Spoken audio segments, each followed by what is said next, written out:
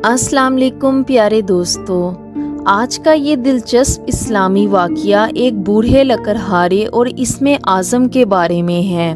इस वाक़ये से आपको बहुत ही उम्दा सबक मिलेगा। वाक़ये को शुरू करने से पहले बात करते हैं कि इसमें आज़म आखिर है क्या। कहा जाता है कि जो भी इसमें आज़म से बाखबर हो जाए तो ना सिर्फ ये कि इसकी दुआ कबूल हो जाती है, बल्कि दुनिया में मौजूद बहुत से राज़ों को जान लेता है और अजीबो गरीब काम सरअंजाम दे सकता है। लेकिन खुदा के नामों में से कौन सा नाम इसमें आज़म है? मुख्तलिफ उलमाए कराम के नज़दीक राय मुख्तलिफ है। शेख इब्ने असीमीन रहमतुल्लाह की नज़र में अल हय्यु अल क़य्यूम इसमें आज़म है, जबकि कुछ लोग लफ्ज़ अल्लाह को इसमें आज़म कहते हैं, क्योंकि नबी पाक सल्लल्लाहु अलैहि वसल्लम की गई हर दुआ में लफ्ज़ अल्लाह है। मुख्तसर ये कि अल्लाह के 99 नामों में से जिस नाम से अल्लाह का कुर्ब हासिल हो वो इसमें आज़म है। इसमें आज़म पर एक बहुत तवील बहस है, क्योंकि ये जादुई हरूफ अल्लाह की एक अनायत हैं जो हर बंदे पर नहीं होती। फ़िलहाल हम वाक़ये को शुरू करते हैं। बयान किया जाता है कि एक दफ़ा एक आदमी अपने शेख के पास गया और कहने लगा, ए शेख, मुझे इसमें आज़म दे दें ताकि मेरे बिगड़े काम बन जाएं। शेख कहने लगे, इसमें आज़म मैं तुझे कल दूंगा। आज तुम सैरो तफरी करो और कल आकर मुझसे इसमें आज़म ले जाना। वो आदमी बड़ा खुश हुआ और सैरो तफरी करने लगा।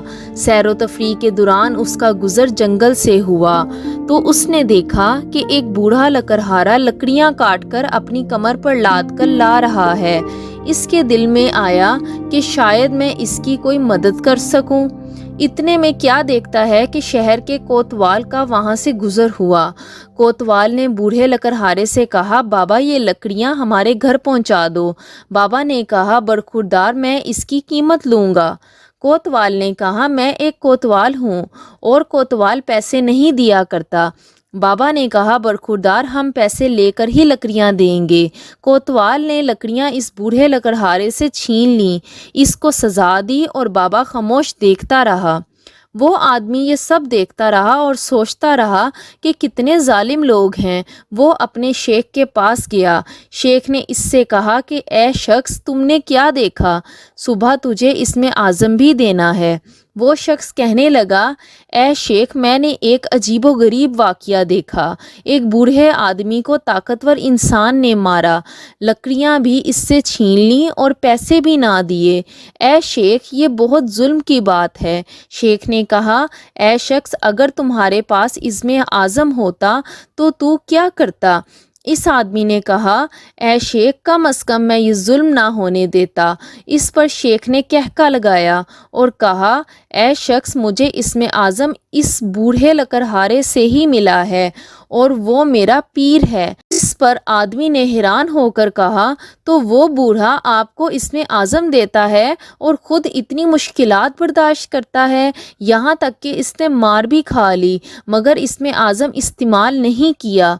इस पर शेख ने कहा, ए शख्स, तुम्हारे पास अगर इसमें आज़म हो तो तुम शाम से पहले इसमें आज़म का चिराग गुल कर दोगे।